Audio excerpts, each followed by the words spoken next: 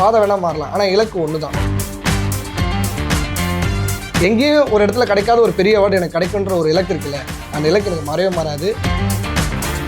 Bike lover நான். பொல்லாதன் படம் வந்தது, இந்த மாதிரி பைக் வச்சு ஒரு படம் வேற லெவல். அதில் ஒரு மியூசிக் வரும், அப்படின்னு ஒரு மியூசிக் ஒன்று வரும். அது எனக்கு வந்து வில்லன் ரொம்ப பிடிக்கும். அப்படி கேட்டு நான் இப்போ ஒரு படத்தில் வந்து அந்த மாதிரி ஒரு ரோல் வந்து வாங்கியிருக்கேன். கிட்டத்தட்ட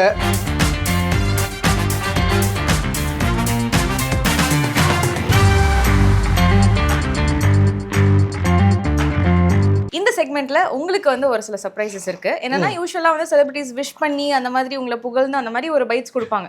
பட் நாங்க அவங்கள ஒரு கேள்வி கேட்க வச்சு வந்து நாங்க பைட்ஸ் வாங்கியிருக்கோம். அவங்க எல்லாம் உங்ககிட்ட வந்து ஒரு கேள்வி கேட்கணும்னு நினைச்சா என்ன கேட்பாங்களோ அதை வந்து கேட்டிருக்காங்க. அதுக்கான பதில நீங்க கொடுக்க போறீங்க. ஸோ அதுல ஃபர்ஸ்ட் கெஸ்ட் என்ன கேட்டிருக்காங்க அப்படின்னு பாத்துருவோமா? அரவிந்த். ஹாய் சரத் ப்ரோ, நான் அரவிந்த் சேஜு. தெரியும், இது வரைக்கும் நிறைய வாட்டி மீட் பண்ணியிருக்கோம். ஆனால் நம்ம பர்சனலாக நிறைய விஷயம் பேசினது கிடையாது. எனக்கு உங்களை ரொம்ப பிடிக்கும். ஏன்னா உங்களோட அந்த ஜேர்னி, நீங்கள் எங்கேருந்து எங்கே வந்திருக்கீங்க இன்றைக்கி, ஸோ அதை பற்றி உங்கள் கூட இருந்தவங்களும் என்கிட்ட நிறைய ஷேர் பண்ணியிருக்காங்க. உங்களோட அந்த ஹார்ட் ஒர்க், எஃபோர்ட்ஸ் எல்லாருமே எனக்கு ரொம்ப ரொம்ப பிடிக்கும். அண்டு எனக்கு இப்போ உங்கள்கிட்ட ஒரு கொஸ்டின் ஒன்று கேட்கணும். ஏன்னா நான் இதுக்கு முன்னாடி வந்து சரத் ப்ரோ வந்து இந்த மொட்டை ராஜேந்திரனா ஆரம்பித்து இன்றைக்கி உங்களுக்குன்னு ஒரு தனி அடையாளத்தை க்ரியேட் பண்ணி பயங்கரமாக போயிட்டுருக்கீங்க. இது வரைக்கும் நாங்கள் ரியாலிட்டி ஷோஸில் நிறையா பார்த்துருக்கோம் உங்களை, அண்ட் மூவிஸில் பார்த்துருக்கோம். இது வரைக்கும் நாங்கள் பார்க்காத சரத் ப்ரோவை, இல்லை நீங்கள் வெளிக்காட்டாத டேலண்ட்டை வந்து இதுக்கப்புறம் வரப்போகிற ப்ராஜெக்ட்ஸ் எதுலையாவது நீங்கள் காட்டியிருக்கீங்களா? இல்லை அப்படி ஏதாவது ப்ராஜெக்ட்ஸ் வந்தால் அது எந்த மாதிரியான ப்ராஜெக்டாக இருக்கும்? அந்த ப்ராஜெக்டில் நீங்கள் எந்த மாதிரியான ஸ்கில்லை வெளிக்காட்டுவீங்க? அண்ட் அதில் உங்கள் கேரக்டர் என்ன மாதிரி இருக்குன்னு கொஞ்சம் சொல்லுங்கள் bro. First of all thank you Aravind Seju. ரொம்ப நல்ல பையன். ஆக்சுவலாக எனக்கு ரொம்ப பிடிக்கும். நீ இந்த மாதிரி உனக்குலாம் டைம் கிடச்சிருக்கிறதே வந்து பெரிய விஷயம். அந்த டைமில் வந்து எனக்கு ஒரு கேள்வி வேறு கேட்டிருக்கேன். அதுதான் என்னன்னா, நான் ஏற்கனவே நிறைய சொன்ன மாதிரி தான் காமெடி நிறைய போயிட்டுருக்கிறதுனால வந்து நான் டிஃப்ரெண்ட் ரோலாக வந்து தேடிட்டுருக்கேன். அதில் வந்து அடுத்ததாக நான் என்ன பண்ணணும் அப்படின்னும் போது எனக்கு வந்து வில்லன் ரொம்ப பிடிக்கும். அப்படி கேட்டு நான் இப்போ ஒரு படத்தில் வந்து அந்த மாதிரி ஒரு ரோல் வந்து வாங்கியிருக்கேன். கிட்டத்தட்ட நான் அதில் என் பெஸ்ட்டாக காட்டுவேன் அப்படின்ற ஒரு நம்பிக்கையில் நான் வாங்கியிருக்கேன். கண்டிப்பாக காட்டுவேன். பார்க்கலாம் கூடிய சீக்கிரத்தில் வந்து படத்தில். அது என்ன படம், என்ன அது நான் சொல்ல மாட்டேன். என்ன இப்படி சொல்லிட்டேன்? அது சொல்லி எப்படி அது எப்படி சொல்றது? அது சொல்லக்கூடாதுல்ல. எந்த அட்லீஸ்ட் எந்த ஆர்டிஸ்ட், யார் ஹீரோ அது கூட சொல்ல மாட்டேன். சொல்லக்கூடாது. சூப்பர். ஹாய் சரத், வணக்கம்பா. எப்படி இருக்க? எப்படியும் நம்ம தான் அடிக்கடி மீட் பண்ணுறோமே, எனக்கே தெரியும் எப்படி இருக்கும்ன்ட்டு. ரொம்ப ஹாப்பி. எனக்கு வந்து உங்ககிட்ட ஒரு கேள்வி கேட்கணும். என்ன அப்படின்னா, நம்ம வந்து ஒழுங்காக படிக்கணும், ஒழுங்காக படித்தா நம்ம வந்து வேலைக்கு போகணுன்னா நம்ம ஒரு இன்டர்வியூ போனால் அங்கே நிறைய கேள்வி கேட்பாங்கன்றதுக்காகவே இதெல்லாம் நம்ம ஒழுங்காக பண்ண மாட்டோம். அந்த மாதிரி கேரக்டர் தான் நம்ம. ஸோ இப்போ என்னன்னா, இன்டர்வியூ போகிறதே ஒரு வேலையாக அதிகமாக வச்சுருக்கேன். ஸோ அதனால் வந்து எனக்கு ரொம்ப இந்த இன்டர்வியூவில் ஒரு கேள்வி கேட்டால் நீ எப்படி யோசிப்ப, என்ன பண்ணுவ அப்படின்றது எனக்கு தெரியும். இருந்தாலும் இந்த கேள்வியை நான் கேட்கணுன்றது எனக்கு தோணுச்சு. என்னென்னா, இப்போ நான் நேட்டிவ் வந்திருக்கேன். நேட்டிவ் வரும்போது இங்கே நேட்டிவ் வந்துட்டா நமக்கு அந்த ஃபீல்லாம் இருக்காது. நம்மளா இருக்கிற மாதிரி ஒரு இடமா இருக்கும் நேட்டிவ். அதே மாதிரி நீ நேட்டிவ் போகும்போது வீட்டில் இருக்க வேலையெல்லாம் பார்ப்பியா? ஊரில் இருக்கவங்களுக்கெல்லாம் எப்படி நடந்துப்ப? இல்லை நான் வந்து செலிபிரிட்டி ஆக்சுவலி அந்த மாதிரி ஏதாவது மோடுக்கு இப்போ ஏதாவது போகிற மாதிரி உனக்கு சேஞ்சஸ் இருக்கா அப்படின்றது எனக்கு தெரியும். ஸோ எனிவே நீங்க ஊருக்கு போனீங்க அப்படின்னா வீட்டில் எப்படி இருப்பீங்க? அந்த நான் ஊருக்கு போனால் மட்டும் இல்லைங்க, அவன் என்ன சொல்கிறான்னா, நீ ஊருக்கு போனால் எப்படி இருப்பேன் நேட்டிவாக? நான் ஊருக்கு போனால் எல்லா வேலையும் பார்ப்பேன். ஏன்னா ஆல்ரெடி நான் அப்படி இருந்த பையன்தான். அதனால் வந்து அப்படிலாம் இல்லை மச்சான், நான் உனக்கு தெரியும் நான் ஊருக்கு போனால் எப்படி இருப்பேன்னு.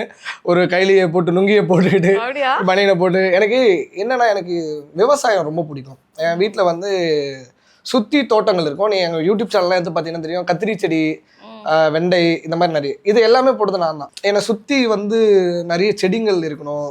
இயற்கையாக வந்து நம்ம செடி இருக்கு இந்த மாதிரி இல்லை, நான் உண்மையாகவே சொல்கிறேன். அந்த இயற்கையாக வந்து அதை வந்து என் கையால் வச்சு என் கையால் அதை வந்து எடுத்து நான் அதை சமைச்சு சாப்பிடணுன்ற அவ்வளோ ஒரு ஆசை இருக்குது. அதை நான் பண்ணிட்டு தான் இருக்கேன். செலிபிரிட்டின்ற இதுவே வந்து வீட்டில் மட்டும் இல்லை, எங்கேயுமே கிடையாது. அதை மைண்ட்லேயே வச்சுக்க மாட்டேன். நம்மளும் மனுஷன் தானே அப்படின்றதான் தான் இருப்பேன். ஆஹா, சூப்பர். என் அடுத்த கெஸ்ட். வணக்கம். அண்ட் உங்களுடைய வளர்ச்சி எனக்கு ரொம்ப சந்தோஷம். அதாவது நம்ம 2 பேரும் ஒன்னா தான் ஒரே சீசன் KPY5ல வந்தோம். அதுக்கடுத்து நிறைய முயற்சி, நிறைய போராட்டங்கள், நிறைய ஷோஸ் இதெல்லாம் படிப்படியா வளர்ந்து இந்த இடத்துல நிக்கிறீங்க. உங்களுடைய உழைப்புக்கு கிடைத்த வெற்றி தான் எல்லாமே. வாழ்த்துக்கள்.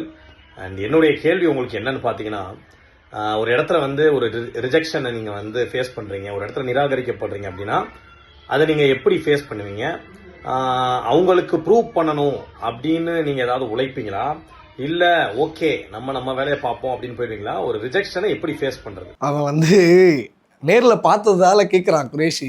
நான் நிறைய அவங்ககிட்ட நான் சொல்லியிருக்கேன் குரேஷி கிட்ட. வருஷம் வந்து விஜய் டெலிவிஷன் அவார்டு வரும். அப்போ வந்து எல்லாரும் வாங்கும்போது அந்த காமெடின் மேட்ருக்கு வரும், என்டர்டெயின்மெண்ட் காமெடின்னு வரும்போது மட்டும் அந்த நாமினேஷனில் கூட நான் அந்த வருஷம் நான் வரல. அப்போ வந்து நான் ரொம்ப ஃபீல் பண்ணேன், டேய் நாமினேஷனில் கூட நான் இல்லைடா அப்படின்னும்போது பாரு ஒரு காமெடியனாக வந்து அப்போ நான் இன்னும் ப்ரூவ் பண்ணலன்னு நினைக்கிறேன் அப்படின்னா. அப்போ அவன் வந்து பிடிச்சான், ஏய் அப்படிலாம் இல்லைடா நீ எவ்வளோ பண்ணிட்டேன் அவங்களுக்கு தெரியல அப்படின்னா. இல்லைடா எனக்கு தெரியுது, நான் இன்னும் நான் பண்ண வேண்டியது நிறைய இருக்குது, நான் ப்ரூவ் பண்ண வேண்டியது. ஒருவேளை நான் காமெடியன் இல்லைன்னு நினைக்கிறேன், எனக்கே அது தோணுதோ அப்படின்ற மாதிரி இருக்கும். அதனால் இல்லைடா நீ அப்படிலாம் இல்லைடா. ஆனால் என்னை பொறுத்த வரைக்கும் என்னென்னா என்னுடைய பாதை வேணால் மாறலாம். சரி ஓகே, நான் அவன் சொன்ன மாதிரி தான் இப்போ நான் விஜய் டிவிலேருந்து நான் அடுத்தது நான் வேறு வருஷம் பண்ணலாம் அப்படின்னு சொல்லிட்டு நான் வெளியில் வந்து ஏதோ பண்ணிகிட்ருக்கேன், மூவி அப்படிலாம் போயிட்டுருக்கேன். பாதை வேணால் மாறலாம், ஆனால் இலக்கு ஒன்று தான். நான் ஒரு இடத்துல நான் ஒரு நல்ல பர்ஃபார்மர், நான் நல்ல ஒரு என்டர்டெய்னர் அப்படின்னு ஒரு இடத்துல காட்டுவேன். ஒரு இடத்துல எங்கேயும் ஒரு இடத்துல கிடைக்காத ஒரு பெரிய அவார்டு எனக்கு கிடைக்குன்ற ஒரு இலக்கு இருக்குல்ல, அந்த இலக்கு எனக்கு மாறவே மாறாது, கண்டிப்பாக மாறாது மச்சான். வாங்குவோம் கூடிய சீக்கிரத்தில் ஒரு பெரிய அவார்டு, கவலைப்படாத. காமெடி பொறுத்த வரைக்கும் வந்து கவுண்டர் அடிக்கிறவங்க தான் காமெடின்னு நீங்கள் நினச்சிட்டு இருக்கீங்கன்னா அது ரொம்ப ரொம்ப தப்பு. காமெடியை பொறுத்த வரைக்கும் கவுண்டர் அடிக்கிறவங்க தாண்டி அந்த கவுண்டரை வாங்குறவங்க பெரிய காமெடியன். நான் கவுண்டர் வாங்கியிருக்கேன், எனக்கு தெரியும் அந்த கவுண்டரோட வலி. அந்த கவுண்டர் ஏன் நான் வாங்குறேன்றதை தாண்டி மக்கள் சிரிக்கணும், அது காமெடியாக ஆகணுன்ற காமெடியாக உருவாகணுன்றதுக்காக தான் நான் அந்த கவுண்டரை வாங்குறேன். நான் கலாய் வாங்குறேன்றதுனால நான் காமெடியன் கிடையாது, நானும் ஒரு காமெடியன், கலாய் வாங்குற காமெடியன், அவ்வளோதான். Super super super. கேபிஒய் சரத்மா நல்லா இருக்கீங்களா? நல்லா இருக்கு. நான் நம்ம சமீபத்தில் மீட் பண்ணப்போ ஒரு விஷயம் சொல்லியிருந்தேன். பெரு உழைப்புக்கு சொந்தக்காரன் ஒருத்தன் வந்து ஜென்யூனாக வேலை செஞ்சால் அதுக்கு என்ன பலன் கிடைக்கும் அப்படின்றதுக்கு ஒரு மிக முக்கிய சாட்சி வந்து சரத்தை சொல்லலாம். நான் ரொம்ப ரசிக்கிறது தம்பியோட உழைப்பை தான். எல்லா காலகட்டத்திலையும் அவர் முத கேபிஒயில் வந்ததுலேருந்து இப்போ வரைக்கும் ஒரு எஃபர்ட் ஒன்று, என்ன இடத்துக்கு போனாலும் அந்த இடத்துக்காக கொஞ்சம் தயாராகிறதும் அதுக்கான எஃபர்ட் போடுறதும் ரொம்ப முக்கியம். அதுதான் உங்களுடைய வெற்றிக்கு காரணம்னு நினைக்கிறேன். வாழ்த்துக்கள். அதுக்கு முதல்ல கேள்வி கேட்க சொன்னான் தம்பி, வித்தியாசமாக அவன் என்னெல்லாம் கேள்வி வச்சுருக்கான்னு தெரில, அதில் இல்லாததாக வேறு நம்ம கேட்கணும். எனக்கு கேட்கணுன்னா ஒரே ஒரு விஷயந்தான், ஏதாவது ஒரு பர்டிகுலர் மூமெண்ட் உங்கள் லைஃப்பில் இது என்னுடைய எல்லா பிரச்சனைகளையும் க்குமான பதிலாக அமைஞ்சிருக்கு, இவ்வளோ நாள் என்னை இப்படி நினச்சிங்கல்ல, இந்த மொமெண்ட் வந்து எனக்கு இது எல்லாருக்குமான பதில், என்னை வந்து நான் ஜெயிக்க மாட்டேன்னு நினச்ச எல்லாருக்குமான பதிலாக அந்த மொமெண்ட் அமைஞ்சதுன்னு ஒரு மொமெண்ட் இருக்கும்ல, அது என்ன மொமெண்ட்டுன்னு ஷேர் பண்ணுங்க. ஜி ரொம்ப ரொம்ப சந்தோஷம், நீங்கள் வந்து எனக்காக டைம் எடுத்து பேசுனது ரொம்ப ரொம்ப ஹாப்பி. ஏன்னா சில பேரை பார்த்து வளர்ந்துருப்போம் சொல்லுவாங்க, அந்த மாதிரி இப்போ உங்களை பார்த்து வளர்ந்த பையன் தான் நான். உங்கள் நாலேஜ் வந்து நான்லாம் ஒன்றுமே கிடையாது அப்படின்னு தான் நான் சொல்லுவேன். பயங்கர ஃபேன், நான் வந்து உங்கள் ஃபேன்னு அப்படி தான் நான் சொல்லுவேன். நீங்கள் எனக்கு வந்து ஒரு அண்ணனாக இருக்குது, நான் ரொம்ப பெருமையாக இருக்கணும். ரொம்ப ரொம்ப நன்றி, தேங்க்யூ ஸோ மச். இந்த மாதிரி ஒரு கேள்வி கேட்டது இது வந்து எல்லாத்துக்கும்னா, எனக்கு நான் வந்து ஒரு 2 வீலர் மெக்கானிக்காக இருக்கும்போது வந்து பொல்லாதவன் படம் வந்து வந்திருந்தது. அப்போ வந்து நான் வந்து ஒரு பயங்கர பைக் லவ்வர். நான் பொல்லாதவன் படம் வந்தது, இந்த மாதிரி பைக் வச்சு ஒரு படம் எனக்கு வந்து வேற லெவல். இது வந்து அப்போ தான் சார் வந்து ஃபஸ்ட் டைம் வெற்றிமாறன் சாரோட படம் அப்படின்ற ஒரு விஷயம் வருது, தனுஷ் சார் நடிக்கிறார். அதில் ஒரு மியூசிக் வரும், அப்படின்னு ஒரு மியூசிக் ஒன்று வரும். அதை நான் வாங்கி பிரேக் காரனை வச்சுலாம் சுற்றிருக்கேன். எனக்கு அந்த டைம் வந்து அந்த படம் பார்த்து அவ்வளோலாம் ஃபீல் பண்ணி, செம்மையான படம், வேற லெவலில் தௌலத்தாக இருக்குதுல்ல அப்படிலாம்.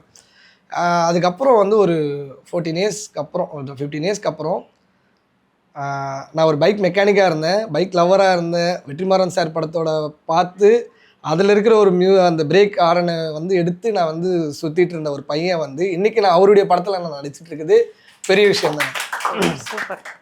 அதுக்கு வந்து சாருக்கு ஒரு பெரிய தேங்க்ஸ் சொல்லணும். சார் ரொம்ப ரொம்ப நன்றி சார், இது வேற படமே வேணும், ஏன்னா இப்போ தான் பண்ணிகிட்டு இருக்கேன், அதுக்குள்ளே ஒரு இன்டர்வியூ கொடுத்துட்ருக்கேன் அப்படின்னா ஒரு பெரிய விஷயம் அப்படிலாம் இல்லை, எனக்கு தெரிஞ்சிச்சு அப்படின்றதுனால சொல்கிறேன். அது ரொம்ப பெரிய விஷயம் எனக்கு. தேங்க்யூ. சூப்பர். ஸோ இத்தனை கேள்விகளுக்கான பதிலாக அந்த படம் வரும் அப்படின்னு நாங்கள் கண்டிப்பாக வரும், எதிர்பார்த்துட்டு இருக்கோம். ஹாய் பாப்பா, வணக்கம். இப்போதான் நீ இருந்து தப்பிச்சு ஓடுனா மறுபடியும் வீடியோவில் வந்துட்டேன் பார்த்தியா? உங்ககிட்ட நிறைய விஷயங்கள் நான் எப்போதுமே சொல்லணும்னு நினச்சிருக்கேன். பட் இது நான் ரொம்ப வருஷமாகவே உங்ககிட்ட கேட்கணும்னு நினச்சிட்டு சொல்லிடணும்னு நினச்சிட்டு இருந்த விஷயம். ஃபர்ஸ்ட் ஆஃப் ஆல், ஒரு ஃபேன் கேர்லாக, ஒரு லவ்வராக, ஒரு ஒய்ஃபாக I am so proud of you. நீ எங்கே ஸ்டார்ட் பண்ண இப்போ எந்த இடத்துக்கு வந்திருக்கேன்னு தெரியும். அதுக்கு பின்னாடி எவ்வளோ உழைப்பு இருக்குது, எவ்வளோ டெடிகேஷன் இருக்குது, எவ்வளோ ராத்திரிகள் நீ தூங்காமல் அதுக்காக வேலை பார்த்துருக்க, எவ்வளோ தூரம் டயர்டாக இருந்தாலும் நீ ஓடி ஓடி போயிட்டு வந்திருக்கேங்கிறது கூட இருந்து பார்த்தேன், எனக்கு தெரியும். So I am super super super super proud of you எப்போதுமே. And keep doing that. உங்ககிட்ட ஏதாவது கொஸ்டின்ஸ் கேட்க சொன்னாங்க, கட் பண்ணி போயிருக்கா. ஸோ இல்லை பர்சனல் கொஷின்ஸ் எல்லாம் எதுவும் இல்லை. நான் கொஞ்சம் வருஷமாகவே உங்ககிட்ட கேட்கணும்னு நினச்சிட்டு இருந்தது. உனக்கு சினிமா மேலே ஒரு காதல் இருக்குல்ல, அந்த காதல் எங்கே எப்போ ஏன் ஸ்டார்ட் ஆச்சு? ஏன்னா அது நிறைய தடவை உனக்கு கீழே உனக்கு டவுன்ஃபால் ஆகியிருக்கு, நீ நிறைய சக்ஸஸ் பார்த்துருக்க, அதை விட அதிகமாக ஃபெயிலியர்ஸ் பார்த்துருக்க.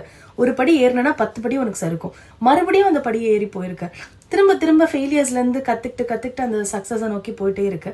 ஸோ நிறைய பேர் இதில் கிவ் அப் பண்ணிடுவாங்க, பாதியில் வேற ப்ரொஃபஷனுக்கு போயிடுவாங்க.